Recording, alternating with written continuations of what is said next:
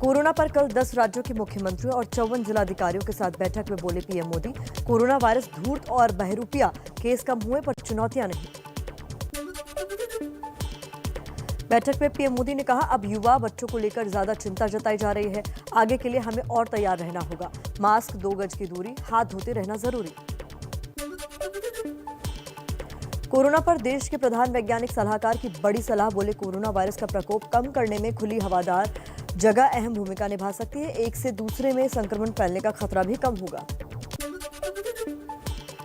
राष्ट्रीय बाल अधिकार संरक्षण आयोग एनसीपीसीआर ने केंद्रीय स्वास्थ्य सचिव और आईसीएमआर के डीजी बलराम भार्गव को लिखी चिट्ठी, बच्चों के लिए इमरजेंसी वाहन समेत दूसरी जरूरी चीजों के लिए दिशा निर्देश जारी करने की अपील की।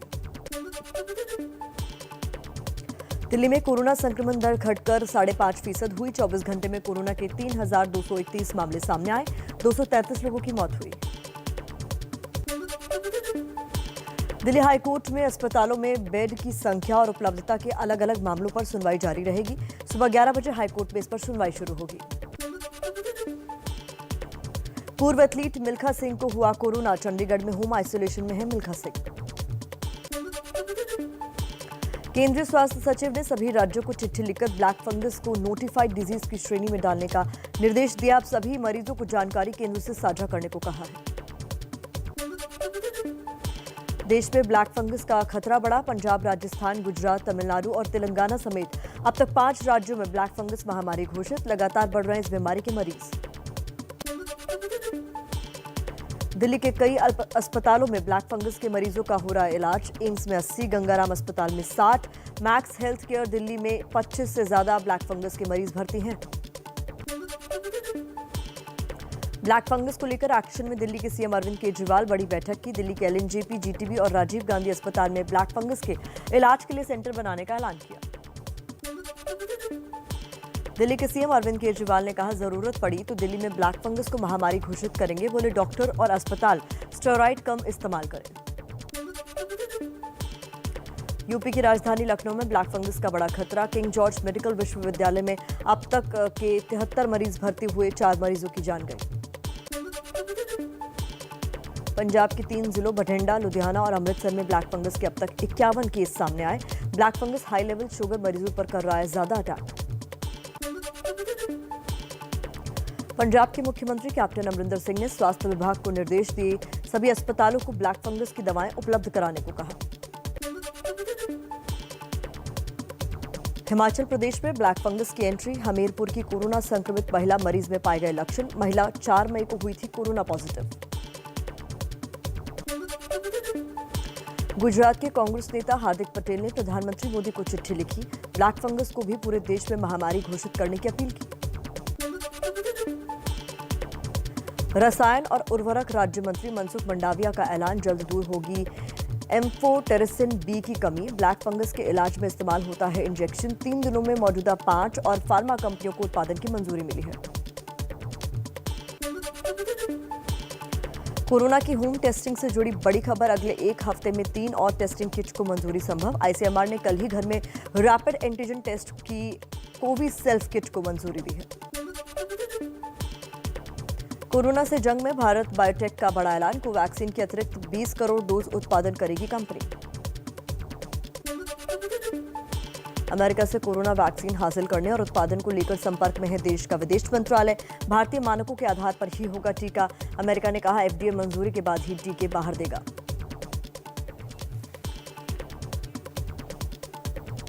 और चलिए नजर डाल लेते हैं कुछ और अहम खबरों पर फटाफट अंदाज में। भारत में उत्पादन शुरू होने के बाद कम हो सकती है रूसी कोरोना वैक्सीन स्पुतनिक की कीमत। डॉक्टर रेड्डीज लैब ने दी जानकारी। फिलहाल 995 रुपए है एक डोज का दाम। कोरोना महामारी के बीच डॉक्टर रेड्डीज लैब का बड़ा ऐलान। एंटी कोविड मेडिसिन 2DG के जून के मध्य से सरकारी और निजी अस्पतालों में मिलने की संभावना। अभी तक ये दवा एम्स दिल्ली और DRDO के कोविड अस्पतालों में उपलब्ध है। देश में कोरोना के खिलाफ वैक्सीन वाला जंग जारी। अब तक वैक्सीन की करीब 18 करोड़ 70 लाख 10 हजार डोज लगाई जा चुकी हैं। कोरोना से मौत पर मध्य प्रदेश सरकार का बड़ा फैसला। कोरोना से जान गंवाने वाले व्यक्ति के परिवार को 1 लाख रुपए की मदद देगी शिवराज सरकार। कोरोना से जंग में बीजेपी की बड़ी पहल। बीजेपी अध्यक्ष जेपी नड्डा पार्टी की सेवा ही संगठन अभियान के तहत देश के 824 सामुदायिक केंद्रों पर हेल्प डेस्क का करेंगे उद्घाटन। पूर्व प्रधानमंत्री राजीव गांधी की पुण्यतिथि पर आज कांग्रेस कोरोना मरीजों के तीमारदारों को खाना बांटेगी। टीकाकरण और मास्क को लेकर जागरूकता अभियान भी चलाएगी पार्टी। पीएम मोदी के जिलाधिकारियों के साथ बैठक के बाद बंगाल की सीएम ममता बनर्जी का आरोप। बोली, कठपुतली की तरह बैठे हैं सीएम, किसी को बोलने नहीं दिया गया, मुख्यमंत्रियों का अपमान हुआ। बंगाल की सीएम ममता बनर्जी ने कहा, पीएम मोदी की बैठक सुपर फ्लॉप रही। किसी भी मुख्यमंत्री से ऑक्सीजन दवा, ब्लैक फंगस पर बात नहीं की गई। प्रचार के लिए पीएम ने बैठक बुलाई थी। ममता बनर्जी के आरोप पर केंद्रीय मंत्री रविशंकर प्रसाद का पलटवार। कहा, ममता का व्यवहार अशोभनीय और शर्मनाक। उन्होंने ऐसा पहली बार नहीं किया है। डीएम से पीएम बात करते हैं तो दिक्कत क्या है। सूत्रों के मुताबिक केंद्र सरकार ने कहा, नॉर्थ 24 परगना के डीएम से बातचीत पहले से तय थी, लेकिन ममता ने उन्हें बोलने नहीं दिया। वो पहले से ही ड्रामा करना चाहती थी। बीजेपी सांसद राकेश सिन्हा ने ममता बनर्जी पर साधा निशाना। कहा, ममता विपक्ष की नहीं बल्कि विध्वंस की राजनीति कर रही हैं। अमित मालवीय बोले, पहले किसी बैठक में शामिल नहीं हुई, अब राजनीति कर रही हैं। बंगाल की सीएम ममता बनर्जी ने वैक्सीन को लेकर फिर पीएम मोदी को लिखी चिट्ठी। सरकारी कर्मचारियों के लिए टीके की 20 लाख डोज की मांग की। चक्रवाती तूफान ताउते के बाद अब देश में एक दूसरे चक्रवात का खतरा। बंगाल की खाड़ी में यास तूफान का अलर्ट जारी। कोस्ट गार्ड ने तेज की तैयारी। अंडमान निकोबार, ओडिशा और पश्चिम बंगाल के मछुआरों को 22 से 26 मई के बीच समंदर में न जाने की चेतावनी। ताउते तूफान से प्रभावित रत्नागिरी और सिंधुदुर्ग जिलों का दौरा करेंगे महाराष्ट्र के सीएम उद्धव ठाकरे। नुकसान का जायजा लेने के साथ ही स्थानीय प्रशासन के साथ समीक्षा बैठक भी होगी। ताउते तूफान की वजह से समंदर में डूबे बार्ज P-305 जहाज पर सवार 49 कर्मचारियों के शव बरामद। 188 लोग बचाए गए, कई लोग अब भी लापता। सर्च ऑपरेशन जारी। रक्षा मंत्री राजनाथ सिंह ने ताउते तूफान के बाद बचाव काम में लगे जवानों की तारीफ की। कहा, मुश्किल वक्त में अपनी जान जोखिम में डालकर लोगों को बचा रहे जवानों को मेरा सलाम। महाराष्ट्र सरकार के मंत्री नवाब मलिक ने कहा, कई अलर्ट के बाद भी ओएनजीसी ने इसे नजरअंदाज किया। जिम्मेदार अधिकारियों को सस्पेंड कर कार्रवाई होनी चाहिए। एफकॉन कंपनी ने दी सफाई। कहा, बार्ज P-305 के कप्तान और मालिक को जहाज की सुरक्षा को लेकर पूरी जानकारी थी, लेकिन 16 मई को तूफान का रुख बदलने के बाद हादसा हुआ।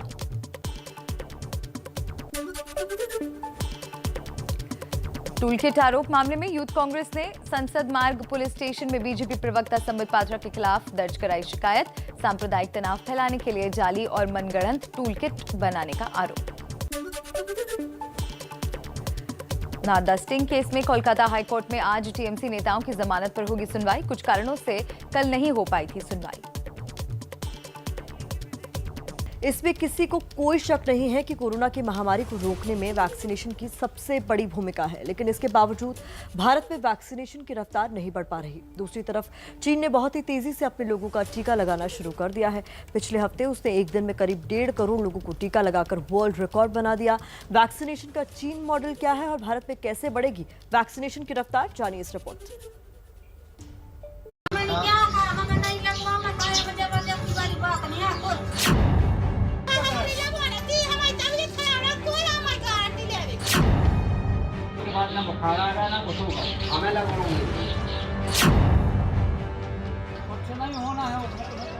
ये तस्वीरें मध्य प्रदेश के छतरपुर की हैं। यहाँ पर सरकारी अधिकारी घर घर जाकर लोगों से कोरोना की वैक्सीन लगाने की अपील कर रहे हैं, लेकिन ये लोग मानने को तैयार नहीं हैं।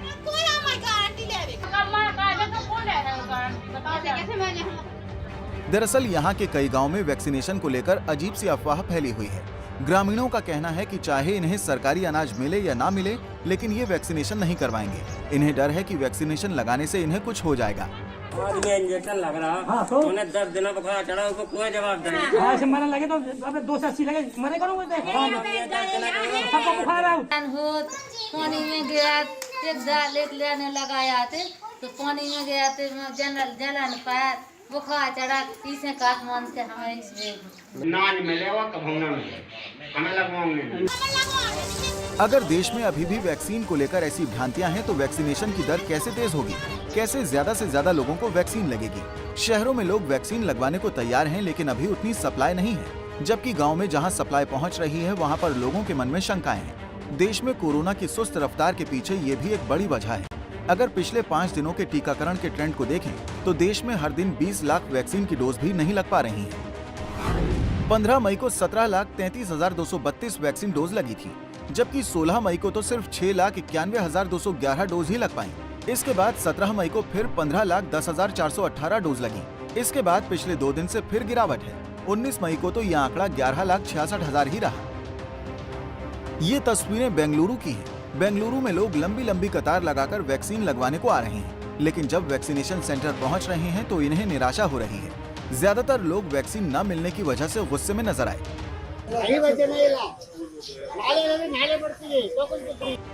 देश में वैक्सीन के प्रोडक्शन को लेकर सरकार पहले ही सफाई दे चुकी है कि फिलहाल उतनी वैक्सीन नहीं बन रही है जिससे 18 साल के ऊपर के सभी लोगों को वैक्सीन लग सके।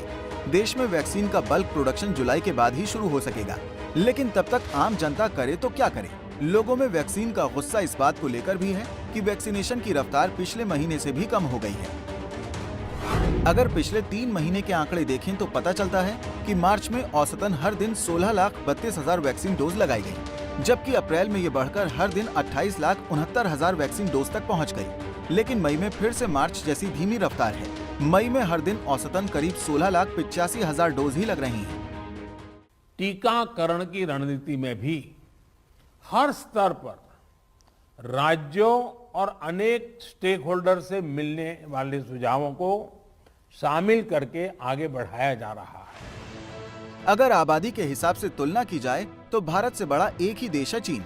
चीन की आबादी 150 करोड़ के करीब है।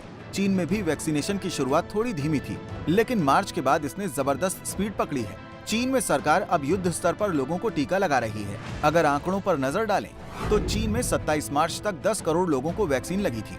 इसके बाद अगले 26 दिन में आंकड़ा 20 करोड़ हो चुका है। उसके बाद सिर्फ 17 दिन में 30 करोड़ के आंकड़े को छुआ और इसके बाद 40 करोड़ के आंकड़े तक पहुंचने के लिए सिर्फ 9 दिन लगे। चीन में भी लोगों के मन में पहले भ्रांतियां थीं, जिसकी वजह से शुरू में लोगों ने तेजी से वैक्सीन नहीं लगवाई। लेकिन अब चीन जिस रफ्तार से लोगों को वैक्सीन लगा रहा है उससे मुकाबला करना आसान नहीं है। चीन में रविवार को एक दिन में 1 करोड़ 40 लाख डोज लगी। ये पूरी दुनिया में एक दिन में सबसे ज्यादा लोगों को वैक्सीन लगने का रिकॉर्ड है। भारत में सबको वैक्सीन लगाने के लिए अगस्त के बाद हर दिन करीब 90 लाख लोगों को वैक्सीन लगानी पड़ेगी। लेकिन अगर देश में कोरोना की तीसरी वेव आई तो फिर ये और मुश्किल होगा। So again, I'm saying that we have to keep our eyes on the ball.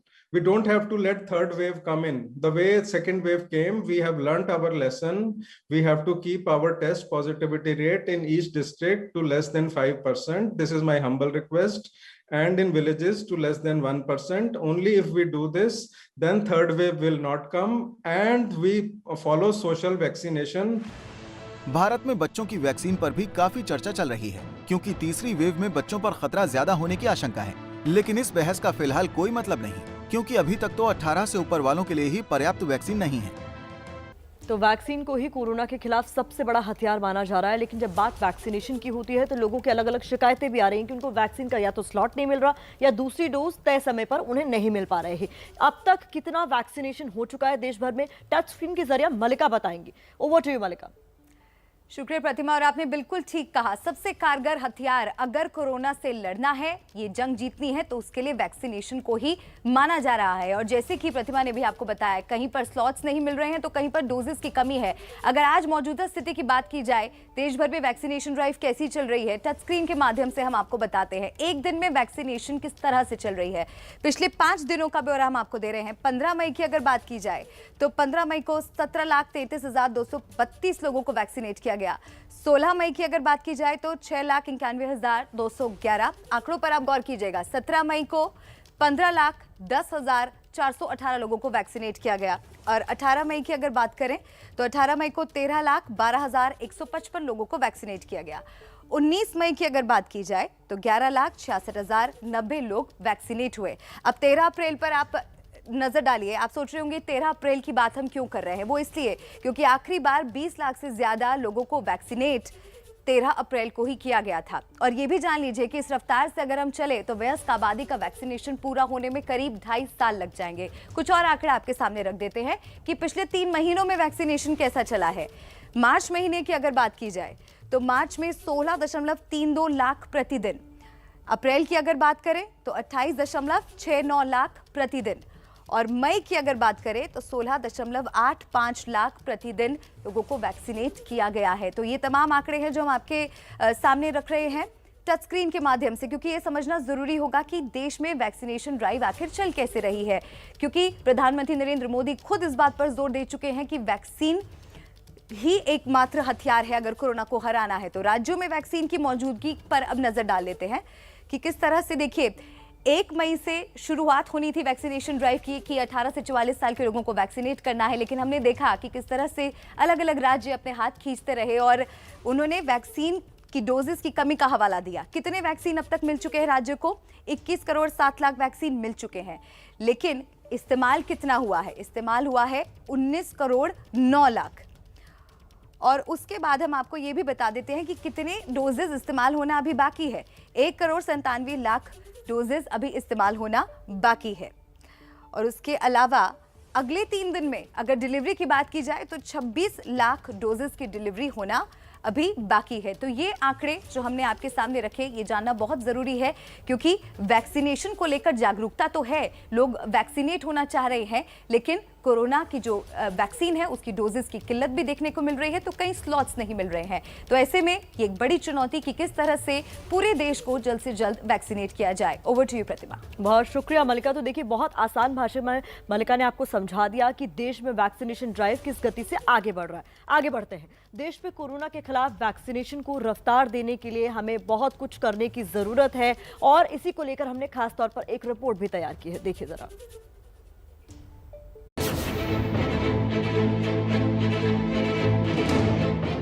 Bharat biotech ने कोवैक्सीन के उत्पादन को बड़े पैमाने पर बढ़ाने के लिए गुरुवार को मिशन 20 करोड़ की रणनीति का ऐलान किया। टीकाकरण की रफ्तार सुस्त न पड़े, इसलिए भारत बायोटेक अब कोवैक्सीन की सालाना 20 करोड़ डोज का उत्पादन करेगी। उत्पादन का काम साल 2021 की चौथी तिमाही से शुरू होगा। प्रोडक्शन का सारा काम गुजरात के अंकलेश्वर में किया जाएगा। अंकलेश्वर में भारत बायोटेक की सहायक कंपनी कायरन बेहरिंग वैक्सीन का प्लांट है, इसी में उत्पादन होगा। इस बीच अच्छी खबर यह है कि रूस की वैक्सीन स्पुतनिक 5 का प्रोडक्शन भी बहुत जल्द भारत में शुरू हो जाएगा, जिससे उसकी कीमत और कम हो जाएगी। सिंगल डोज वाली स्पुतनिक 5 की मौजूदा कीमत 995 रुपए है। तो पीएम मोदी के प्रधान वैज्ञानिक सलाहकार के विजय राघवन के कार्यालय की तरफ से कोरोना को लेकर एडवाइजरी जारी की गई है। इसमें लोगों के लिए कुछ खास सुझाव हैं, देखिए। संक्रमण रोकिए, महामारी समाप्त करिए। मास्क, दूरी, स्वच्छता और खुली हवादार जगह, ये वो 4 मंत्र हैं जो पीएम मोदी के प्रधान वैज्ञानिक सलाहकार ने संक्रमण को रोकने के लिए दिए हैं। सबसे खास चौथा मंत्र है जिसमें खुली हवादार जगह का जिक्र किया गया है।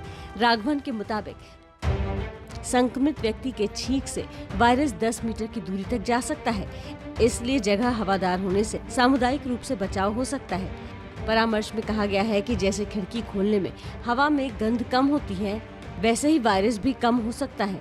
परामर्श के मुताबिक हवा के आने जाने और एग्जॉस्ट पंखों का उपयोग करना भी फायदेमंद होगा।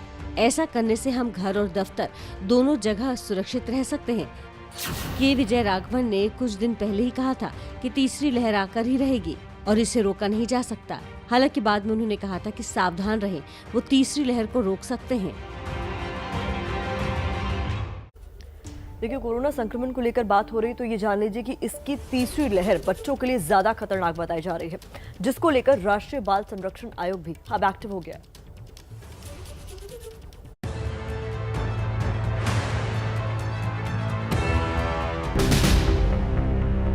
भविष्य में संक्रमण से बच्चों की सुरक्षा की तैयारियों का ब्लूप्रिंट क्या होगा और कैसे इसे लागू किया जाएगा, ये सारी जानकारी राष्ट्रीय बाल संरक्षण आयोग यानी NCPCR ने ICMR और स्वास्थ्य मंत्रालय से मांगी है। और इसी सिलसिले में एनसीपीसीआर ने आईसीएमआर के डीजी और स्वास्थ्य सचिव को चिट्ठी लिखी है। चिट्ठी में कोरोना की सूरत में बच्चों के इलाज और मेडिकल प्रोटोकॉल की जानकारी साझा करने का अनुरोध किया है।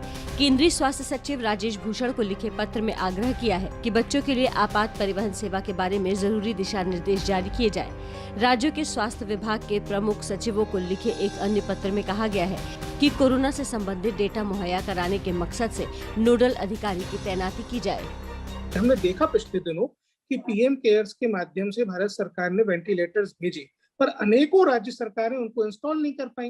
कम से कम बच्चों के साथ इस तरीके की समस्या ना आए, इसलिए हम ये प्रिपरेशन कर रहे हैं। एनसीपीसीआर की चिंता भी वाजिब है, क्योंकि दूसरी लहर में ही छोटे बच्चे संक्रमण का शिकार होने लगे हैं। उत्तराखंड में दूसरी लहर में 5000 बच्चे अब तक कोरोना से संक्रमित हो चुके हैं। मई महीने की शुरुआत में 15 दिनों में 1700 बच्चे कोरोना संक्रमित हुए। कर्नाटक में संक्रमित बच्चों की संख्या भी कई हजारों में है और 1 से 16 मई के बीच सिर्फ बेंगलुरु में 19,000 बच्चे संक्रमण की चपेट में आ चुके हैं। ये आंकड़े चिंता बढ़ाने वाले हैं और इसलिए जरूरी है कि हर माता पिता अभी से सावधान हो जाएं। तो देखिए, एक तरफ कोरोना से तो हम जूझ ही रहे हैं, लेकिन अब कोरोना के बाद ब्लैक फंगस ने देश की मुश्किलों को बढ़ा दिया है। कहां कोरोना के साइड इफेक्ट से हड़कंप मचा है, इस रिपोर्ट में देखिए।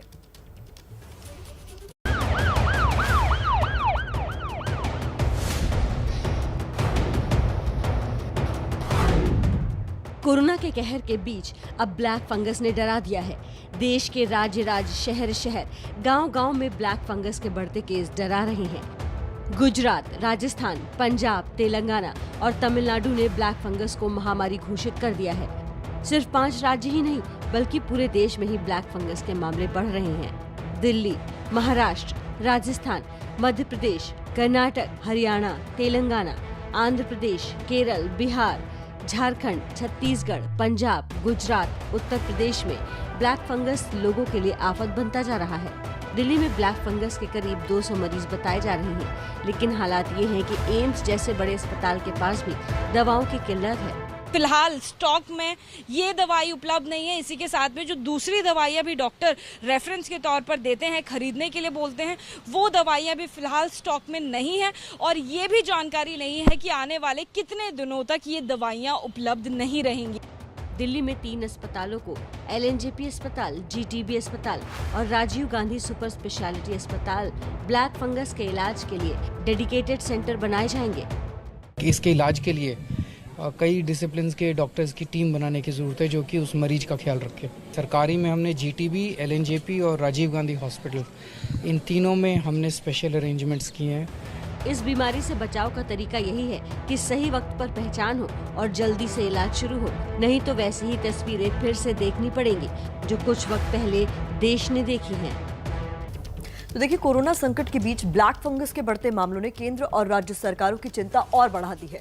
केंद्र ने राज्य सरकारों को कहा है कि वो ब्लैक फंगस को महामारी घोषित करें। ये बीमारी कितनी खतरनाक है और इससे आपको कितना सावधान रहना है, ये रिपोर्ट बताएगी।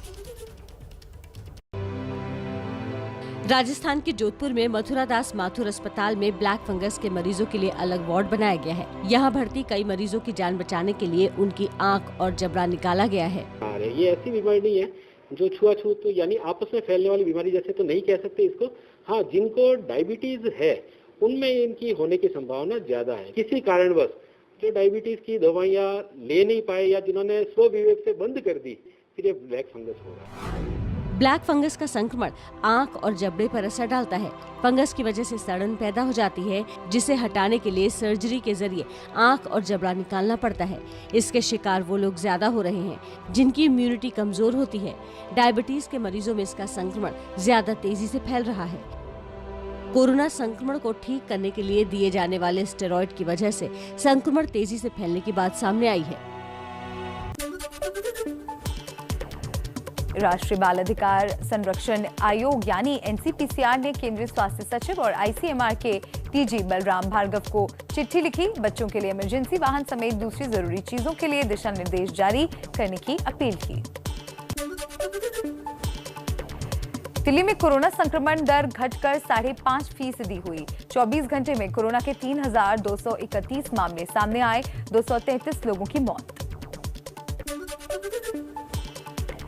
दिल्ली हाईकोर्ट में अस्पतालों में बेड्स की संख्या और उपलब्धता के अलग अलग मामलों पर सुनवाई जारी रहेगी। सुबह 11 बजे हाईकोर्ट में सुनवाई शुरू होगी। पूर्व एथलीट मिल्खा सिंह को हुआ कोरोना, चंडीगढ़ में होम आइसोलेशन में है मिल्खा सिंह। केंद्रीय स्वास्थ्य सचिव ने सभी राज्यों को चिट्ठी लिखकर ब्लैक फंगस को नोटिफाइड डिजीज की श्रेणी में डालने का दिया निर्देश। अब सभी मरीजों की जानकारी केंद्र से साझा करने को कहा। देश में ब्लैक फंगस का बढ़ा खतरा। पंजाब, राजस्थान, गुजरात, तमिलनाडु और तेलंगाना समेत अब तक 5 राज्यों में ब्लैक फंगस महामारी घोषित। लगातार बढ़ रहे हैं इस बीमारी के मरीज।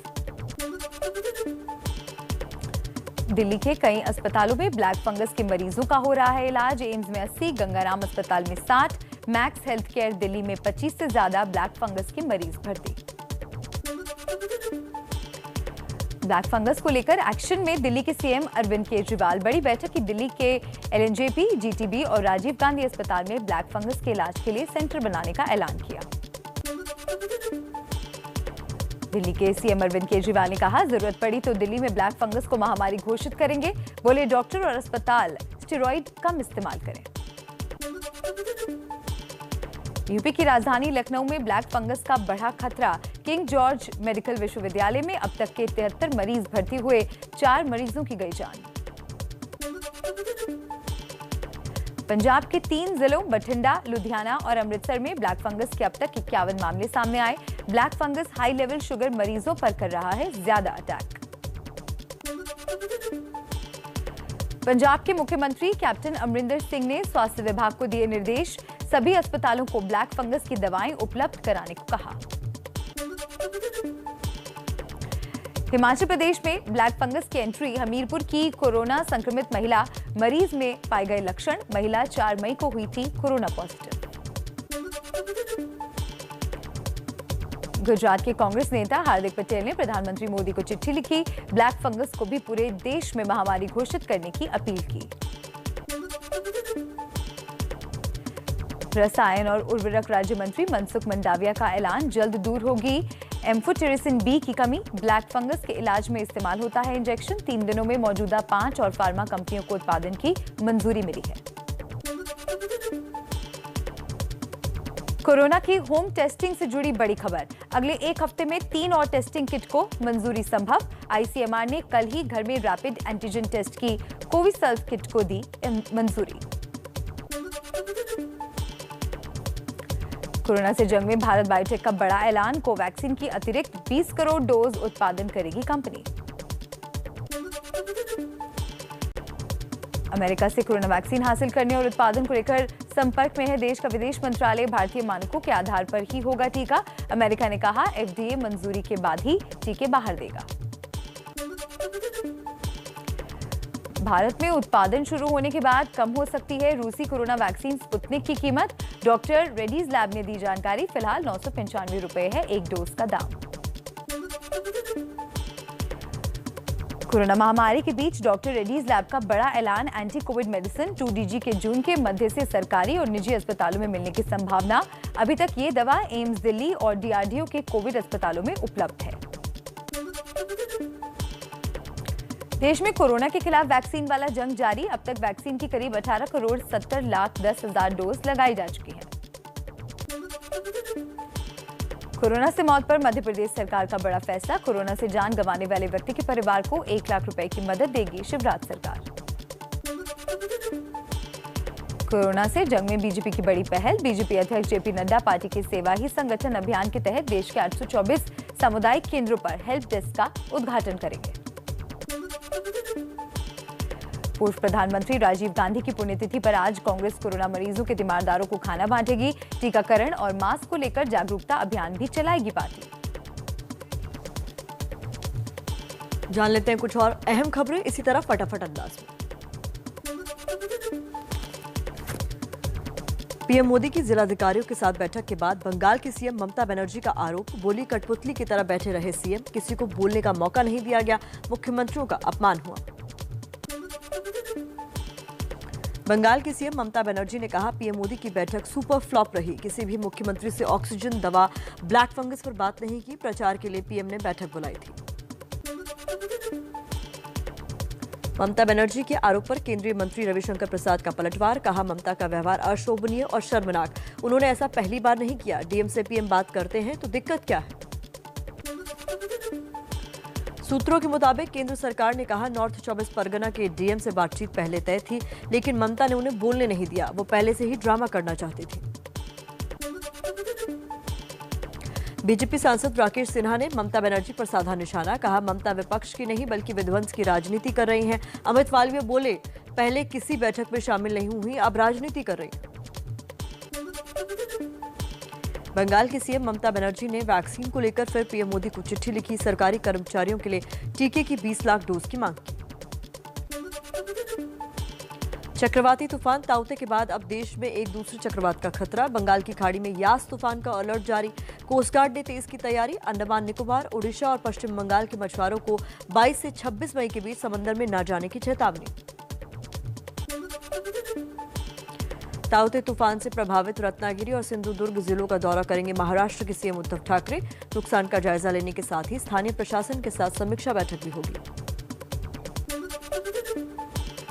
ताउते तूफान की वजह से समंदर में डूबे बार्ज P305 जहाज पर सवार 49 कर्मचारियों के शव बरामद। 188 लोग बचाए गए। कई लोग अब भी लापता। सर्च ऑपरेशन जारी। रक्षा मंत्री राजनाथ सिंह ने ताउते तूफान के बाद बचाव काम में लगे जवानों की तारीफ की। कहा मुश्किल वक्त में अपनी जान जोखिम में डालकर लोगों को बचा रहे जवानों को मेरा सलाम। महाराष्ट्र सरकार के मंत्री नवाब मलिक ने कहा कई अलर्ट के बाद भी ओएनजीसी ने इसे नजरअंदाज किया। जिम्मेदार अधिकारियों को सस्पेंड कर कार्रवाई होनी चाहिए। एफकॉन कंपनी ने दी सफाई। कहा बार्ज P305 के कप्तान और मालिक को जहाज की सुरक्षा को लेकर पूरी जानकारी थी, लेकिन 16 मई को तूफान का रुख बदलने से हादसा हुआ। उत्तराखंड में बादल फटने के बाद कई जिलों में तेज बारिश। बद्रीनाथ में नेशनल हाईवे का 50 मीटर हिस्सा बह गया। आवाजाही ठप। सीएम तीरथ सिंह रावत ने मदद पहुंचाने के निर्देश दिए। उत्तराखंड में तेज बारिश के बाद कई जगह सैलाब। ऋषिकेश और बद्रीनाथ हाईवे पर कई जगह पहाड़ टूटने से बहुत रास्ते बंद हुए हैं, जिसके बाद मलबे को हटाने का काम लगातार जारी है। उत्तराखंड के केदारनाथ धाम में 2 दिनों से भारी बारिश और बर्फबारी का दौर जारी। केदारनाथ धाम में चल रहे सभी पुनर्निर्माण के काम ठप। हिमाचल में मई के महीने में अचानक बर्फबारी से लोग हैरान। किन्नौर में हर तरफ बर्फ की सफेद चादर छाई। बर्फबारी से बिजली और पानी की सप्लाई पर प्रभाव। टूलकिट आरोप मामले में यूथ कांग्रेस ने संसद मार्ग पुलिस स्टेशन में बीजेपी प्रवक्ता संबित पात्रा के खिलाफ शिकायत दर्ज कराई। सांप्रदायिक तनाव फैलाने के लिए जाली और मनगढ़ंत टूलकिट बनाने का आरोप। नारदा स्टिंग केस में कोलकाता हाईकोर्ट में आज टीएमसी नेताओं की जमानत पर सुनवाई होगी। कुछ कारणों से कल नहीं हो पाई थी सुनवाई। और चलिए आगे बढ़ते हैं, कुछ और खबरें फटाफट अंदाज में। तमिलनाडु के मुख्यमंत्री एमके स्टालिन ने राष्ट्रपति रामनाथ कोविंद को लिखी चिट्ठी राजीव गांधी हत्याकांड के 7 दोषियों को रिहा करने की मांग की। राजस्थान कांग्रेस के सियासी घमासान के दूसरे दौर ने पकड़ा जोर। सचिन पायलट गुट के विधायक हेमाराम चौधरी के इस्तीफे के बाद अब दूसरे विधायक वेद प्रकाश सोलंकी ने मुखर होकर अशोक गहलोत सरकार के कामकाज पर उठाए सवाल। ऑक्सीजन की जमाखोरी और कालाबाजारी के मामले में नवनीत कालरा को 14 दिन की जेल, 3 दिन की पुलिस रिमांड के बाद कोर्ट ने न्यायिक हिरासत में भेजा। आंध्र प्रदेश में राजद्रोह के आरोप में गिरफ्तार सांसद के.आर. कृष्णम की जमानत पर सुप्रीम कोर्ट में होगी सुनवाई। पिछली सुनवाई पर कोर्ट ने आर्मी अस्पताल में सेहत की जांच का आदेश दिया था। राजस्थान हाईकोर्ट में आज नाबालिग से रेप के दोषी आसाराम की जमानत पर सुनवाई होगी। कोरोना से संक्रमित है आसाराम। गोवा में मापुसा शहर का फास्ट ट्रैक कोर्ट आज सुना सकता है तेजपाल के मामले में फैसला। तहलका के पूर्व संपादक तरुण तेजपाल पर एक जूनियर सहयोगी से 2013 में यौन शोषण का आरोप लगा है।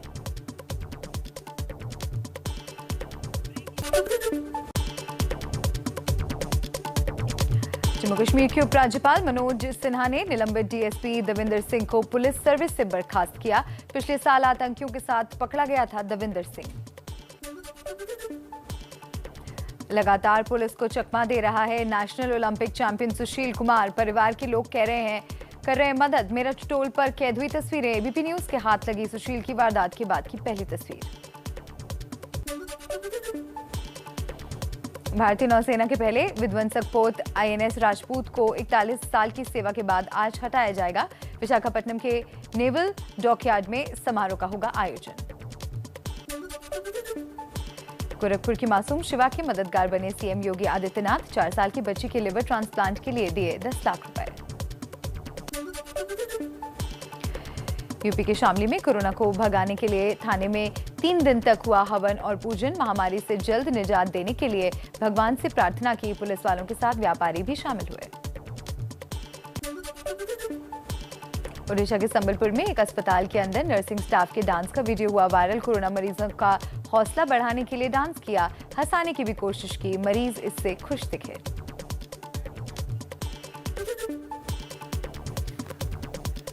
कोरोना की वजह से करदाताओं को राहत। सरकार ने इनकम टैक्स रिटर्न फाइल करने की अंतिम तारीख 31 जुलाई से बढ़ाकर 30 सितंबर की। कंपनियां 30 नवंबर तक फाइल कर सकेंगी income tax return. Delhi high court में आज फेसबुक और व्हाट्सएप की याचिका पर सुनवाई। दोनों ने कंपटीशन कमीशन ऑफ इंडिया के व्हाट्सएप की प्राइवेसी पॉलिसी पर सवाल उठाने वाले आदेश को चुनौती दी है। अब वक्त आ गया है पॉजिटिव थॉट आपको बताने का, जो कि आज प्रतिमा आपको बताने वाली है। एक्चुअली मैं नहीं मलिका, हमारे एक दर्शक है जिनका नाम गोपाल पंचाल है। बहुत अच्छा लगा कि उन्होंने हमारा शो देखा और वो हर दिन हमारे पॉजिटिव थॉट सुनते हैं। तो एक पॉजिटिव थॉट जो उन्होंने भेजा है वो दर्शकों के सामने रख देते हैं। तो गोपाल पंचाल ने जो पॉजिटिव थॉट भेजा है वो है, if you not willing to learn no one can help you, if you are determined to learn no one can stop you. तो सीखने की इच्छा शक्ति हमेशा अपने भीतर रखनी चाहिए। आपको आगे बढ़ने से कोई नहीं रोक सकता। वाकई बहुत प्रेरणा देने वाला और इंस्पायर करने वाला, आपको मोटिवेट करने वाला थॉट है। तो शुक्रिया गोपाल जी, आपने ये थॉट हमारे साथ शेयर किया।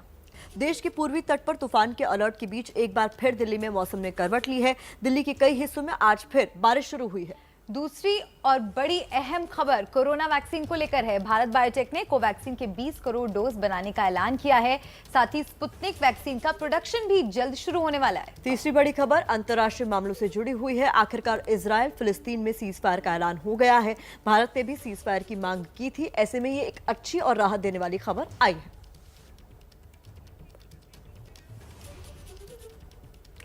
और चलिए, आज की 3 बड़ी खबरों के बारे में तो हमने आपको बताया, इन पर आगे भी विस्तार से बात करेंगे। लेकिन इस बीच एक बड़ी खबर मिल रही है पंजाब के मोगा से, वो आपको बता दे, जहां देर रात भारतीय वायुसेना का MiG-21 फाइटर एयरक्राफ्ट क्रैश हो गया। वायुसेना के मुताबिक विमान रूटीन ट्रेनिंग के वक्त दुर्घटनाग्रस्त हुआ।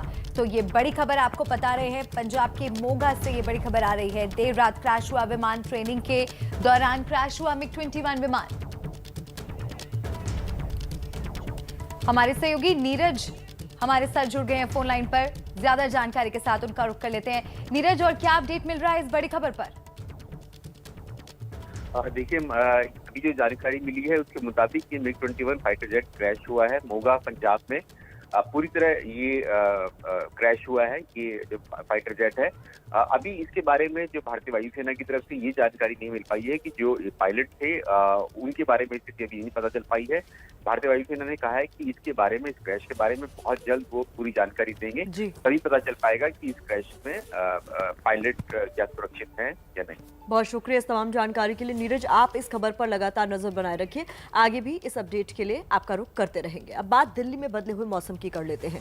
दिल्ली और आसपास के इलाकों में फिर से बारिश शुरू हो गई है। मौसम विभाग ने अगले 2 घंटे में दिल्ली और एनसीआर के इलाकों में आंधी और तेज हवाओं के साथ बारिश का अलर्ट जारी किया है। आपको बता दें कि दिल्ली के अलावा गुरुग्राम, फरीदाबाद, कुरुक्षेत्र, कैथल, पानीपत, करनाल में बारिश का अलर्ट जारी किया गया है। बुधवार को हुई बारिश ने दिल्ली में मई महीने में 45 साल का रिकॉर्ड तोड़ दिया था। अब फिर एक बार बारिश हो रही है। ऐसे में नजर हमारी लगातार इस पर बनी हुई है, लेकिन एक बार फिर से मौसम ने यहां पर करवट ली है। अब ताउते की बात करते हैं, क्योंकि ताउते के बाद देश के दक्षिण और पूर्वी राज्यों में अब यास तूफान दस्तक देने ही वाला है। इसको लेकर सभी राज्यों को अलर्ट कर दिया गया है। ज्यादा जानकारी के लिए ये रिपोर्ट देखिए।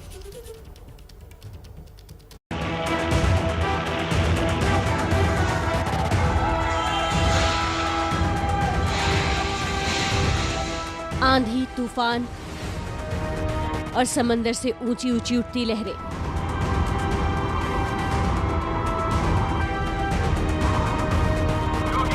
ताउते जब आया तो अपने साथ तबाही के ये सारे साजो सामान लेकर आया था और अब यास तूफान की बारी है, जो 26 मई के बीच देश के दक्षिण और पूर्वी राज्यों से टकराएगा। इसलिए कोस्ट गार्ड ने अभी से तैयारी कर ली है।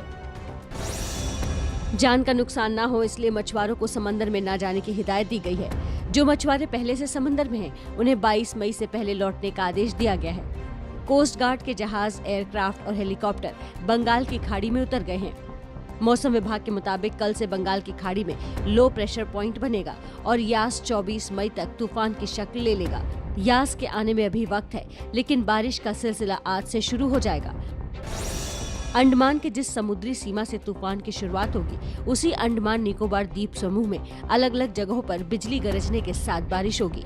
केरल, कर्नाटक, तमिलनाडु, लक्षद्वीप और ओडिशा के कुछ इलाकों में भी बारिश का अनुमान है। पश्चिम बंगाल में गंगा के मैदानी इलाकों में भी तेज बारिश होगी। जैसे जैसे तूफान समुद्री तटों की तरफ बढ़ेगा, वो और भी रौद्र रूप अख्तियार करेगा। ताउते गुजर गया, अब यास का खतरा है। अब चलते हैं सीधे मलिका के पास, जो टच स्क्रीन के जरिए हमें समझाएंगी कि यास तूफान के जरिए कौन सा खतरा दस्तक देने वाला है। और चलिए टच स्क्रीन के माध्यम से कुछ और जानकारी आपको दे देते हैं, क्योंकि ताउते तूफान ने किस कदर तबाही मचाई है ये हम सब ने देखा। एक और तूफान का खतरा मंडरा रहा है। ताउते की बात कर लेते हैं, क्योंकि ताउते खत्म हो चुका है, बीत चुका है, लेकिन अपने पीछे तबाही के निशान छोड़ गया। कई जगह पर हमने देखा जानमाल का नुकसान, और ये वो 5 राज्य हैं जो सबसे ज्यादा ताउते से प्रभावित हुए: राजस्थान, गुजरात, महाराष्ट्र, गोवा और केरल। अब यास तूफान की बात कर लेते हैं, जो कि आशंका ये जताई जा रही है कि 22 मई को बंगाल की खाड़ी से उठेगा, अंडमान से होता हुआ 26 मई को बंगाल में टकराएगा। और किस तरह की तस्वीरें देखने को मिल सकती हैं। भारी बारिश और तेज हवाओं की आशंका है। दक्षिणी बंगाल सबसे ज्यादा प्रभावित हो सकता है। ऐसे में तमाम एहतियाती कदम उठा लिए गए हैं। लगातार हमारी नजर यास तूफान से जुड़े खतरों पर भी बनी रहेगी। एक एक अपडेट आप तक पहुंचाते रहेंगे। ओवर टू यू प्रतिमा। शुक्रिया मलिका, ये तमाम जानकारी दर्शकों तक पहुंचाने के लिए। उत्तर भारत के कई क्षेत्रों में बारिश से गर्मी से राहत मिली, यानी बारिश के बाद गर्मी से राहत मिली है। लेकिन इस बीच अनाज बर्बादी की ऐसी तस्वीरें सामने आई हैं जिसको देखकर आंखें शर्म से झुक जाती हैं। ये तस्वीरें सिस्टम की नाकामी की हैं। थोड़ी सी बारिश क्या हुई, देश में अनाज की बर्बादी शुरू हो गई। सबसे पहले शामली की तस्वीर देखिए। बरसात में सैकड़ों क्विंटल सरकारी गेहूं बर्बाद हो गया। सूचना पर पहुंचे अधिकारी मामले की जांच में जुटे और जूनियर कर्मियों पर लापरवाही मरते हुए अपना पल्ला झाड़ते नजर आए। अब आपको यूपी के फतेहपुर लेकर चलते हैं। यहाँ भी वही हाल है। खुले आसमान के नीचे रखा किसानों का गेहूँ बर्बाद हो गया। किसान परेशान है, सिस्टम की नाकामी से हताश है।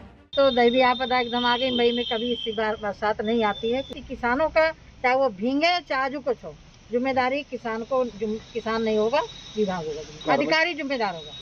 अमरोहा में भी पिछले 2 दिन से हो रही बारिश से उत्तर प्रदेश के अमरोहा में अधिकारियों की लापरवाही की वजह से खुले में रखा हुआ लगभग 1500 क्विंटल गेहूं भीग रहा है। ऐसा ही हाल इटावा और अलीगढ़ का भी है।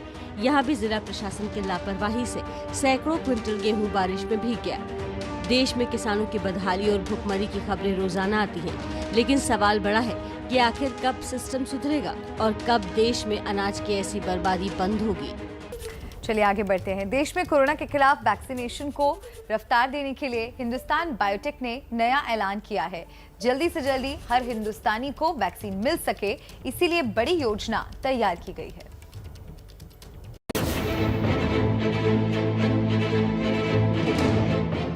भारत बायोटेक ने कोवैक्सीन के उत्पादन को बड़े पैमाने पर बढ़ाने के लिए गुरुवार को मिशन 20 करोड़ की रणनीति का ऐलान किया। टीकाकरण की रफ्तार सुस्त न पड़े, इसलिए भारत बायोटेक अब कोवैक्सीन की सालाना 20 करोड़ डोज का उत्पादन करेगी। उत्पादन का काम साल 2021 की चौथी तिमाही से शुरू होगा। प्रोडक्शन का सारा काम गुजरात के अंकलेश्वर में किया जाएगा। अंकलेश्वर में भारत बायोटेक की सहायक कंपनी कायरन बेहरिंग वैक्सीन का प्लांट है, इसी में उत्पादन होगा। इस बीच अच्छी खबर यह है कि रूस की वैक्सीन स्पुतनिक 5 का प्रोडक्शन भी बहुत जल्द भारत में शुरू हो जाएगा, जिससे उसकी कीमत और कम हो जाएगी। सिंगल डोज वाली स्पुतनिक 5 की मौजूदा कीमत 995 रुपए है। अब एक उम्मीद जगाती, प्रेरणा देती खबर।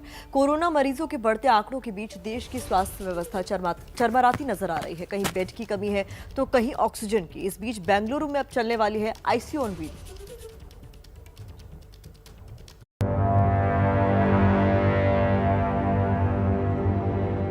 लाइन से कई बेड हैं, इलाज के लिए जरूरी दूसरे उपकरण भी मौजूद हैं। ये तस्वीर किसी अस्पताल की नहीं, बेंगलुरु में शुरू हुए आईसीयू ऑन व्हील की है, जहां एक बस के अंदर आईसीयू बनाया गया है। इसकी शुरुआत बीएमटीसी यानी बेंगलुरु मेट्रोपॉलिटन ट्रांसपोर्ट कॉर्पोरेशन ने फाउंडेशन इंडिया के साथ मिलकर की है, जिसमें केएसआरटीसी बसों को एम्बुलेंस में तब्दील किया गया है। इस बस में 5 ऑक्सीजन बेड है। साथ ही आपको बता दें कि पेशेंट मॉनिटर करने की तमाम सुविधा यहाँ पे है, चाहे वो बीपी हो या ऑक्सीजन लेवल हो या ईसीजी हो। 4 लाइन फैसिलिटी और वेंटिलेटर की पूरी फैसिलिटी, हर तरह की इमरजेंसी की सुविधा और जनरेटर का बैकअप सपोर्ट भी इस बस में बाकायदा रखा गया है। जरूरी सुविधाओं से लैस इन बसों को हर जिले के सरकारी अस्पतालों के बाहर खड़ा किया जाएगा। बेंगलुरु में बस को एम्बुलेंस में तब्दील किया गया है, तो बिहार के गया में एक व्यक्ति ग्रामीण इलाकों में जरूरतमंदों की मदद कर रहा है। ये व्यक्ति है विवेक कुमार, जो कोरोना मरीजों तक जरूरत पड़ने पर ऑक्सीजन सिलेंडर पहुंचाने का काम कर रहे हैं। लोग खुद फोन करके उनसे मदद मांग सकते हैं और वो लोगों को सिलेंडर मुहैया कराते हैं। और उज्जैन जिले से भी कुछ अच्छी तस्वीरें आई हैं, वो आपको दिखाते हैं। ये रिपोर्ट भी आपको बताते हैं किस बारे में है। उज्जैन जिले में एक आईएएस अधिकारी ने बस स्टैंड को कोविड अस्पताल बनाकर सैकड़ों पॉजिटिव मरीजों को दुरुस्त कर दिया। देखिए। कभी उज्जैन जिले के बड़नगर का ये बस स्टैंड सुनसान पड़ा होता था, लेकिन अब जिले के एसडीएम डॉक्टर योगेश भरसट ने इसकी काया पलट करते हुए यहाँ कोविड अस्पताल बना दिया। खास बात यह है कि यहाँ कोरोना अस्पताल बनाने के लिए सरकार से कोई मदद भी नहीं ली गई और जन सहयोग के जरिए 70 बेड का अस्पताल खड़ा कर दिया गया। यहाँ पर ऑक्सीजन से लेकर दवाई तक मुफ्त दी जा रही है। अप्रैल माह में शुरू किए गए इस अस्पताल से अभी तक सैकड़ों की संख्या में कोरोना मरीज ठीक होकर घर पहुँच गए हैं। बड़नगर को अगर इलाज के मामले में आत्मनिर्भर करना है तो हमें ऑक्सीजन बेड की व्यवस्था करनी होगी। लगभग 150 remdesivir injection free of cost patient को लग गया है और लगभग हमारे पेशेंट लगभग 200 से 250 पेशेंट जो यहाँ से ठीक होके गए हैं। आपको बता दें कि आईएएस अधिकारी योगेश भरकट एक चिकित्सक भी हैं और मुंबई के जेजे अस्पताल में सेवाएं भी दे चुके हैं। उज्जैन से आगे बढ़ते हैं, बात खंडवा की कर लेते हैं, जहां फीता काटने गए मंत्री जी को गुस्सा आ गया। गुस्से की वजह क्या है, जरा जानिए। हमारी बात नई गाड़ी की हुई है, नई गाड़ी की हुई है। स्वास्थ्य अधिकारियों को फटकार लगाते ये है एमपी सरकार के कैबिनेट मंत्री विजय शाह, जो खंडवा के हरसूद तो गए थे जन सेवा के लिए भोपाल से आई एम्बुलेंस समर्पित करने, लेकिन वहां पहुंचते ही वो आग बबूला हो गए। हमारी बात नई गाड़ी की हुई है। मंत्री जी की इस नाराजगी की वजह स्वास्थ्य महकमे की लापरवाही है। दरअसल मंत्री जी तो समय पर पहुंच गए, लेकिन नई एम्बुलेंस वहां नहीं पहुंची। रस्म अदायगी करनी थी, इसलिए अधिकारियों ने पुरानी एम्बुलेंस खड़ी कर दी, लेकिन वो भी खराब। विजय शाह के धक्का मारने के बाद भी एम्बुलेंस शुरू नहीं हुई और आखिर में मंत्री जी को बिना फीता काटे ही लौटना पड़ा। जो उद्घाटन के लिए एम्बुलेंस खड़ी थी वो इस काबिल भी नहीं थी कि हम उसको जनता को लोकार्पित करें।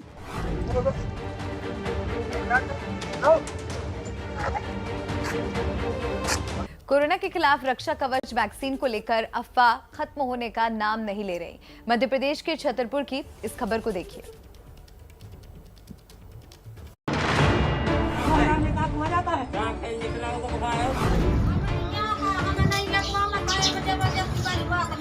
अधिकारी कर्मचारी घर घर मनाने जा रहे हैं, लेकिन लोग हैं कि मानने को तैयार नहीं।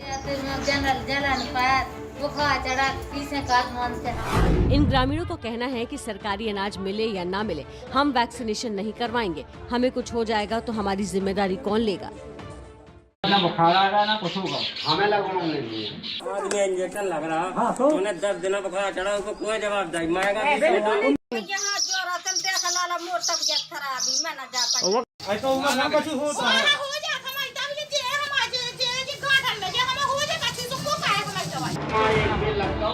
दरअसल इस इलाके में ये अफवाह उड़ गई है कि जहां इंजेक्शन लगा वहां पानी पड़ने से जलन होती है। इस गांव के लोगों को जागरूक करने के लिए खुद सीएमओ ने मोर्चा संभाला, ग्रामीणों से बात की, लेकिन लोगों के अपने अपने बहाने हैं। वो कह रहे हैं कि हमें पहले जो है इंजेक्शन में हमें बुखार आ गया था और बुखार की वजह से हम अभी दूसरा इंजेक्शन नहीं लगवाएंगे। मैं भी जो है घरों में जाकर के उनको प्रोत्साहित कर रहा हूँ, उनसे बात कर रहा हूँ और उन्हें वैक्सीनेशन लगवाने के लिए कह रहा हूँ। कोरोना से बचाव के लिए वैक्सीन जरूरी है, इसलिए वैक्सीन को लेकर तमाम अफवाहों पर लगाम लगाना बेहद जरूरी है। बड़ी खबर आपको दे देते हैं। दिल्ली में पेट्रोल 93 रुपए के पार पहुंच गया है। पेट्रोल के 19 पैसे और डीजल 29 पैसे महंगा हो जाने की खबर हमें मिल रही है। अब दिल्ली में पेट्रोल 93 रुपए 4 पैसे और डीजल 83 रुपए 80 पैसे का हो गया है। इससे भी बड़ी खबर यह है कि राजस्थान के गंगानगर में पेट्रोल 103 रुपए 52 पैसे का हो गया है। इससे पहले भी पेट्रोल की कीमतों में इजाफे का सबसे ज्यादा असर गंगानगर में देखा जा चुका है, जहां पर सेंचुरी लगा चुका था पेट्रोल का दाम। और अब यहां से खबर ये निकलकर सामने आ रही है कि एक बार फिर जब पेट्रोल और डीजल के दामों में वृद्धि हुई है तो राजस्थान के गंगानगर में पेट्रोल 103 रुपए 52 पैसे का हो गया। तो ये बड़ी खबर आपको बता रहे हैं। दिल्ली में डीजल के दाम भी बढ़ गए। पेट्रोल 19 पैसे लीटर और डीजल 29 पैसे लीटर महंगा हो गया है। तो आम आदमी की जेब पर एक बार फिर से मार पड़ रही है।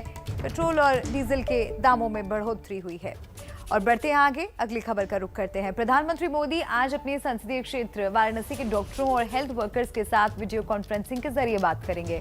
इस दौरान वो कोविड और गैर कोविड अस्पताल के कामकाज की समीक्षा करेंगे। अपने गुजरात दौरे के दौरान पीएम मोदी ने राज्य सरकार से कहा था कि संक्रमण को रोका कैसे जाए, ये वाराणसी से सीखना चाहिए। और तब से वाराणसी मॉडल खूब सुर्खियों में है। वजह है प्रशासनिक मैनेजमेंट।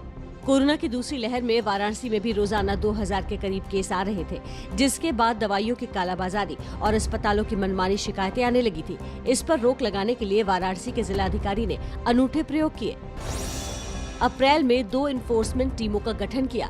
टीम में इनकम टैक्स, जीएसटी, पुलिस, प्रशासन, नगर निगम के साथ डिजास्टर मैनेजमेंट के जानकार वरिष्ठ अधिकारियों को शामिल किया गया। दोनों टीमों ने शिकायतों की निगरानी और निपटारा शुरू किया। हालांकि खास बात ये रही कि किसी के खिलाफ न तो एफआईआर दर्ज की गई और न ही सामान को सीज किया गया। इससे जनता के बीच सख्त कार्रवाई का संदेश गया। शिकायतें कम हुई और कालाबाजारी करने वालों ने सहयोग करना शुरू कर दिया। मई के फर्स्ट वीक के बाद ही लगभग सारी ओवर प्राइसिंग की शिकायतें घट गई। इक्का दुक्का अस्पतालों की शिकायत ही अब आती हैं। साथ ही जो मेडिकल स्टोर है, ऑक्सीजन है, इनकी तो शिकायतें लगभग नील के आसपास हो गई थी। और अब कोई भी बड़ा ड्रग का स्टॉकिस्ट इसकी कार्रवाई नहीं करता है। विशेष मॉनिटरिंग सेल की मदद से कोरोना के हर मरीज, उसकी जरूरत और दवाइयों की मांग और सप्लाई पर भी कड़ी नजर रखी जा रही थी। और यही प्रशासनिक कुशलता पीएम मोदी को पसंद आ गई। बात कोरोना के खिलाफ लड़ाई में लीड ले चुका अमेरिका अब दुनिया की मदद के लिए तैयार है। अमेरिका के इस ऐलान को लेकर भारत की क्या उम्मीदें हैं, इस पर सबसे ताजा अपडेट हमारी रिपोर्ट के जरिए जानिए।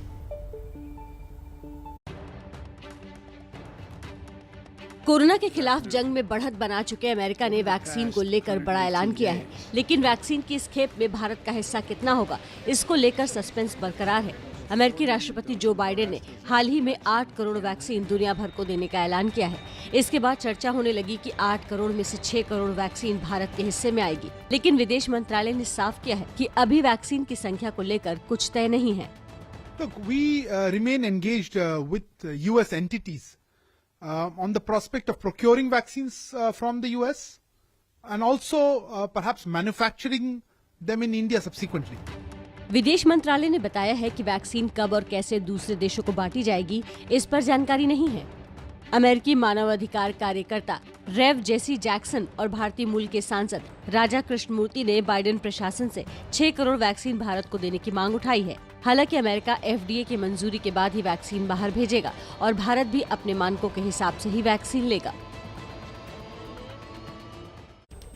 अब तक आप ये समझ चुके होंगे कि वैक्सीन पर ही सारी उम्मीदें टिकी हुई हैं, लेकिन भारत में क्या है वैक्सीनेशन की स्थिति, टच स्क्रीन के जरिए बता रही हैं हमारी सहयोगी मलिका। ओवर टू यू मलिका।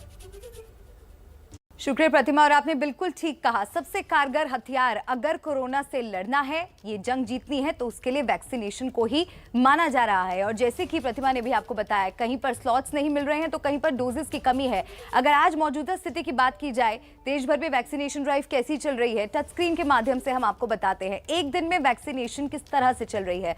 पिछले 5 दिनों का ब्यौरा हम आपको दे रहे हैं। 15 मई की अगर बात की जाए तो 15 मई को 17,33,232 लोगों को वैक्सीनेट किया गया। 16 मई की अगर बात की जाए तो 6,91,211 आंकड़ों पर आप गौर कीजिएगा। 17 मई को 15,10,418 लोगों को वैक्सीनेट किया गया। और 18 मई की अगर बात करें तो 18 मई को 13,12,155 लोगों को वैक्सीनेट किया गया। 19 मई की अगर बात की जाए तो 11,66,090 लोग वैक्सीनेट हुए। अब 13 अप्रैल पर आप नजर डालिए। आप सोच रहे होंगे 13 अप्रैल की बात हम क्यों कर रहे हैं, वो इसलिए क्योंकि आखिरी बार 20 लाख से ज्यादा लोगों को वैक्सीनेट 13 अप्रैल को ही किया गया था। और ये भी जान लीजिए कि इस रफ्तार से अगर हम चले तो वयस्क आबादी का वैक्सीनेशन पूरा होने में करीब 2.5 साल लग जाएंगे। कुछ और आंकड़े आपके सामने रख देते हैं कि पिछले 3 महीनों में वैक्सीनेशन कैसा चला है। मार्च महीने की अगर बात की जाए तो मार्च में 16.32 लाख प्रतिदिन। अप्रैल की अगर बात करें तो 28.69 लाख प्रतिदिन। और मई की अगर बात करें तो 16.85 लाख प्रतिदिन लोगों को वैक्सीनेट किया गया है। तो ये तमाम आंकड़े हैं जो हम आपके सामने रख रहे हैं टच स्क्रीन के माध्यम से, क्योंकि ये समझना जरूरी होगा कि देश में वैक्सीनेशन ड्राइव आखिर चल कैसे रही है।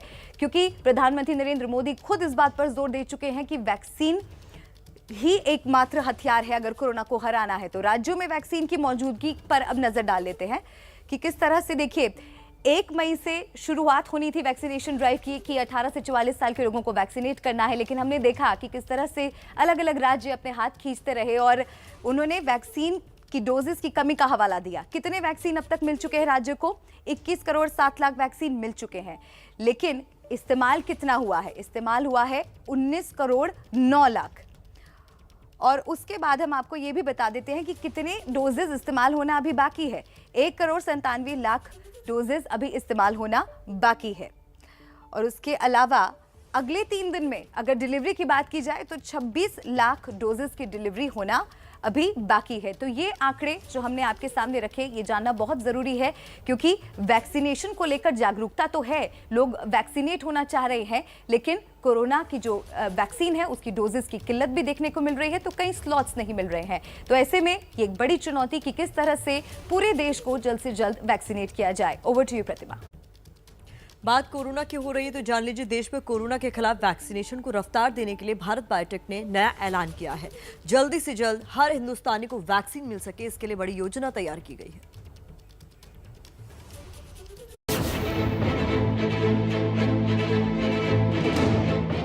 भारत बायोटेक ने कोवैक्सीन के उत्पादन को बड़े पैमाने पर बढ़ाने के लिए गुरुवार को मिशन 20 करोड़ की रणनीति का ऐलान किया।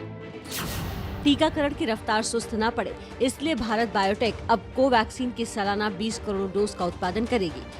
उत्पादन का काम साल 2021 की चौथी तिमाही से शुरू होगा। प्रोडक्शन का सारा काम गुजरात के अंकलेश्वर में किया जाएगा। अंकलेश्वर में भारत बायोटेक की सहायक कंपनी कायरन बेहरिंग वैक्सीन का प्लांट है, इसी में उत्पादन होगा। इस बीच अच्छी खबर यह है कि रूस की वैक्सीन स्पुतनिक 5 का प्रोडक्शन भी बहुत जल्द भारत में शुरू हो जाएगा, जिससे उसकी कीमत और कम हो जाएगी। सिंगल डोज वाली स्पुतनिक 5 की मौजूदा कीमत 995 रुपए है।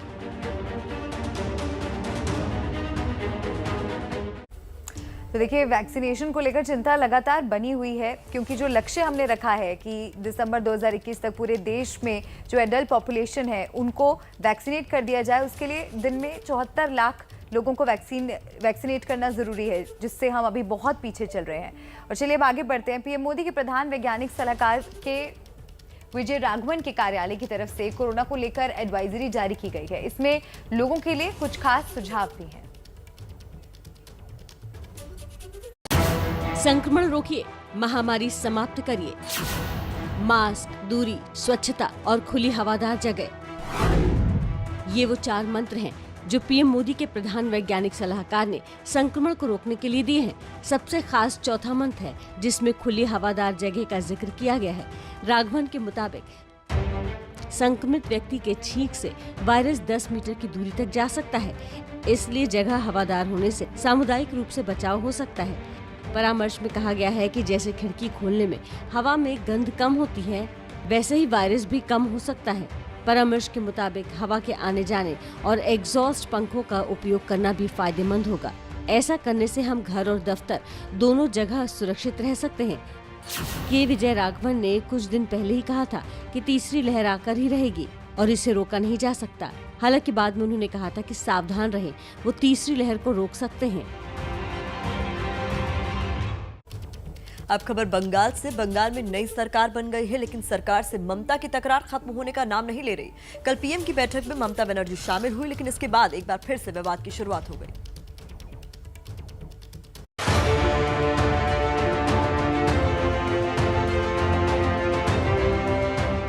कोरोना को लेकर डीएम के साथ पीएम की बैठक में पहली बार पश्चिम बंगाल की मुख्यमंत्री ममता बनर्जी शामिल हुई और पहली बैठक पर ही सियासी बवाल शुरू हो गया।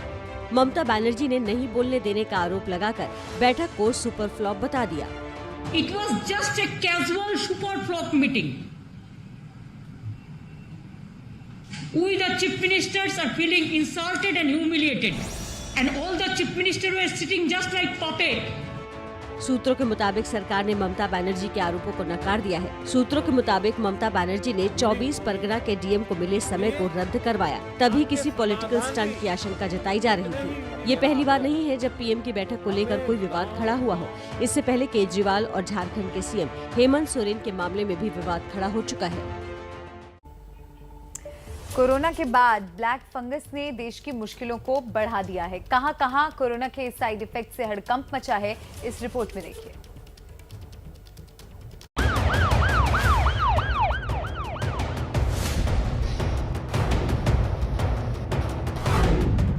कोरोना के कहर के बीच अब ब्लैक फंगस ने डरा दिया है। देश के राज्य शहर गांव-गांव में ब्लैक फंगस के बढ़ते केस डरा रहे हैं। गुजरात, राजस्थान, पंजाब, तेलंगाना और तमिलनाडु ने ब्लैक फंगस को महामारी घोषित कर दिया है। सिर्फ 5 राज्य ही नहीं बल्कि पूरे देश में ही ब्लैक फंगस के मामले बढ़ रहे हैं। दिल्ली, महाराष्ट्र, राजस्थान, मध्य प्रदेश, कर्नाटक, हरियाणा, तेलंगाना, आंध्र प्रदेश, केरल, बिहार, झारखंड, छत्तीसगढ़, पंजाब, गुजरात, उत्तर प्रदेश में ब्लैक फंगस लोगों के लिए आफत बनता जा रहा है। दिल्ली में ब्लैक फंगस के करीब 200 मरीज बताए जा रहे हैं, लेकिन हालात ये हैं कि एम्स जैसे बड़े अस्पताल के पास भी दवाओं की किल्लत है। फिलहाल स्टॉक में ये दवाई उपलब्ध नहीं है। इसी के साथ में जो दूसरी दवाइयाँ भी डॉक्टर रेफरेंस के तौर पर देते हैं, खरीदने के लिए बोलते हैं, वो दवाइयाँ भी फिलहाल स्टॉक में नहीं है और ये भी जानकारी नहीं है कि आने वाले कितने दिनों तक ये दवाइयाँ उपलब्ध नहीं रहेंगी। दिल्ली में 3 अस्पतालों को LNJP अस्पताल, GTB अस्पताल और राजीव गांधी सुपर स्पेशलिटी अस्पताल ब्लैक फंगस के इलाज के लिए डेडिकेटेड सेंटर बनाए जाएंगे। इसके इलाज के लिए कई डिसिप्लिन के डॉक्टर्स की टीम बनाने की ज़रूरत है जो कि उस मरीज का ख्याल रखे। सरकारी में हमने GTB, LNJP और राजीव गांधी हॉस्पिटल, इन तीनों में हमने स्पेशल अरेंजमेंट्स किए हैं। इस बीमारी से बचाव का तरीका यही है कि सही वक्त पर पहचान हो और जल्दी से इलाज शुरू हो, नहीं तो वैसे ही तस्वीरें फिर से देखनी पड़ेंगी जो कुछ वक्त पहले देश ने देखी हैं। ब्लैक फंगस से जुड़ी एक जरूरी जानकारी आप जान लीजिए। ब्लैक फंगस को महामारी घोषित करने के बाद राज्यों को ब्लैक फंगस के केस, मौत, इलाज और दवाओं का हिसाब रखना होगा। सभी सरकारी और निजी स्वास्थ्य केंद्रों पर ब्लैक फंगस की निगरानी, पहचान, इलाज और इसके मैनेजमेंट पर केंद्रीय स्वास्थ्य मंत्रालय और ICMR द्वारा जारी की गई गाइडलाइन का पालन करना होगा। इसके अलावा ब्लैक फंगस के सभी मामलों की रिपोर्ट जिला स्तर के चीफ मेडिकल ऑफिसर को जाएगी। इंटीग्रेटेड डिजीज सर्विलांस प्रोग्राम के सर्विलांस सिस्टम में भी इसकी जानकारी दी जाएगी। और अब एक और अहम खबर आपको बता दें। भारतीय नौसेना का पहला विध्वंसक तोप INS राजपूत आज रिटायर हो जाएगा। रिटायरमेंट सेरेमनी विशाखापट्टनम में होगी। 41 सालों तक भारतीय समुद्री सीमा की रक्षा और अनगिनत मिशंस को बिना रुके अंजाम देने के बाद आज INS राजपूत सेवा मुक्त कर दिया जाएगा। काशिन क्लास के इस युद्धपोत का निर्माण सोवियत संघ के दौर में हुआ था और 1980 में ये नौसेना में कमीशन हुआ था। INS राजपूत ने श्रीलंका में चलाए जा रहे ऑपरेशन अमन में भूमिका निभाई थी। मालदीव में बंधकों की समस्या के समाधान के लिए चलाए गए ऑपरेशन कैक्टस में भी ये शामिल था। ये पहला पोत है जिसे थल सेना की किसी रेजिमेंट यानी राजपूत रेजिमेंट का नाम दिया गया था। विशाखापट्टनम में आज एक समारोह कार्यक्रम होगा ताकि INS राजपूत की विदाई को यादगार बनाया जा सके। अगर आप करदाता हैं तो आपके लिए ये खबर जानना समझना बेहद जरूरी है। कोरोना काल में केंद्र सरकार ने आयकर रिटर्न की तारीख बढ़ा दी है। कोरोना काल में लोगों के लिए दिक्कतों का अंबार लगा है। कई राज्यों में लॉकडाउन चल रहा है। ऐसे में आयकर विभाग के लिए नीतियां बनाने वाले केंद्रीय प्रत्यक्ष कर बोर्ड CBDT ने करदाताओं को कई राहत दी है। 2021-22 के ITR फाइल करने की आखिरी तारीख 31 जुलाई से बढ़ाकर 30 सितंबर कर दी गई है। अब कंपनियां 15 जून की जगह 15 जुलाई तक अपने कर्मचारियों को फॉर्म 16 जारी कर सकेंगे। अब कंपनियां 30 अक्टूबर की जगह 30 नवंबर तक पिछले वित्त वर्ष का इनकम टैक्स रिटर्न दाखिल कर सकेंगे। उम्मीद है आयकर विभाग के इस फैसले से पहले से परेशान लोगों को थोड़ी राहत जरूर मिलेगी। और चलिए नमस्ते भारत में इस वक्त की बड़ी खबर आपको बता देते हैं। जो अहम खबर इस वक्त मिल रही है, गढ़चिरौली में माओवादियों और C-60 की कमांडोज के बीच मुठभेड़ अब भी जारी है। घनदाट के जंगल में चल रहा है ऑपरेशन। C-60 कमांडोज के ऑपरेशन में अब तक तकरीबन 8 माओवादियों के मारे जाने की जानकारी मिल रही है। तो 8 माओवादियों के मारे जाने की खबर मिल रही है। महाराष्ट्र के गढ़चिरौली में माओवादियों से मुठभेड़। तो चलो प्रतिमा, आई थिंक अब इरफान जी का रुख कर लेते हैं और उम्मीद कर रही हूँ मैं कि कार्टून अब तक तैयार हो गया होगा। क्यों इरफान जी, क्या बनाया आज आपने खास? देखिए, आप कार्टून में देख रहे हैं जैसे कि ये डबल्स का गेम चल रहा है और एक ऑलरेडी कोरोना पहले से मौजूद था, लेकिन साथ में पीछे से कौन आ गया?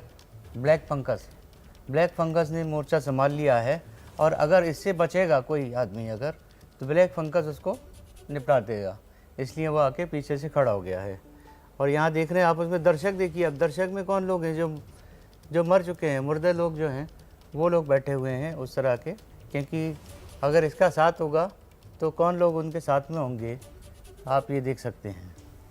मलिका, आज का कार्टून बड़ा मैसेज देता है कि आपको सिर्फ कोरोना से नहीं, ब्लैक फंगस से भी सावधान रहना है। ये मत सोचिए कि कोरोना महामारी के लिए तो हम लोग वैक्सीनेशन लगा लिए हैं तो पूरी तरीके से स्वस्थ हो जाएंगे और हमें कुछ नहीं होगा। अभी भी आपको बहुत सावधान रहने की जरूरत है। बिल्कुल, और लगातार देखिए अलग अलग राज्यों से आंकड़े आ रहे हैं। ब्लैक फंगस के मरीज की जो तादाद है, जो संख्या है, वो लगातार बढ़ रही है। तो अपना ख्याल रखें और इसे बिल्कुल भी हल्के में ना लें।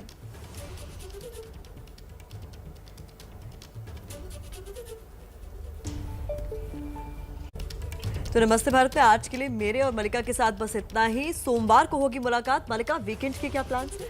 वीकेंड के प्लान्स बहुत अभी मैंने अच्छे से तो नहीं कुछ तैयारी करी है या कुछ सोचा नहीं है, लेकिन मैं खुश हूँ कि ये हफ्ता बहुत अच्छा बीता और मंडे को आपसे दोबारा मुलाकात होगी। और वीकेंड पे मैं सोच रही हूँ कि एक नई सीरीज़ की शुरुआत करूँ और कोशिश करूँगी कि थोड़ा सा कुकिंग भी ट्राई तो बेसिकली मलिका कहना चाह रही है Netflix and chill.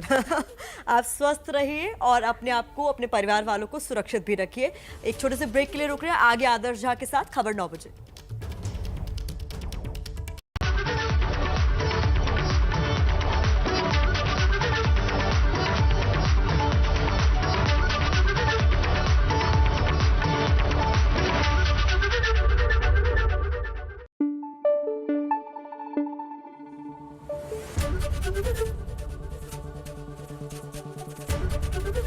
ABP news आपको रखे आगे।